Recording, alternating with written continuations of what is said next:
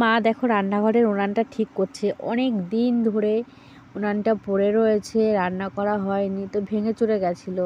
আমার বর মাটি এনে রেখেছিল, মা দেখো সেই মাটিগুলো লাগিয়ে উনানটা একদম চকচকে করে ফেলেছে। কি বলো তো, অনেক দিন ধরে রান্না হয়নি বলতে এই বছর শীতের সময় বাইরে একটা উনান করেছিলাম। আর বাইরে রান্না করতে আমার বেশ ভালোই লাগে শীতের মধ্যে। ধরো মানে সকালের যে রোদটা আসে তো আমাদের উঠানের উপরই পড়ে, তো বেশ ভালো লাগে ওইখানে রান্না করতে।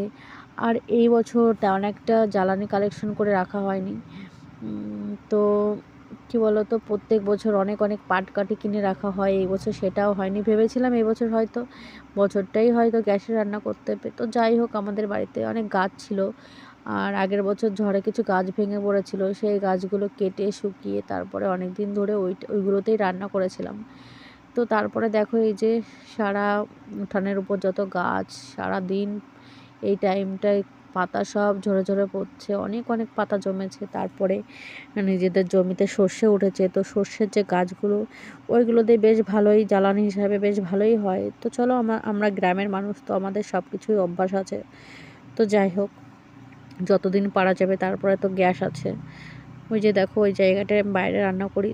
তো এখন গরমের সময় কখন বৃষ্টি চলে আসবে তার কোনো ঠিক নেই, মাকে বলেছি ওই জন্য উনানটা ঠিক করে রাখতে। তো ভিডিও ভালো লাগলে প্লিজ সবাই একটু সাবস্ক্রাইব করে দিও চ্যানেল।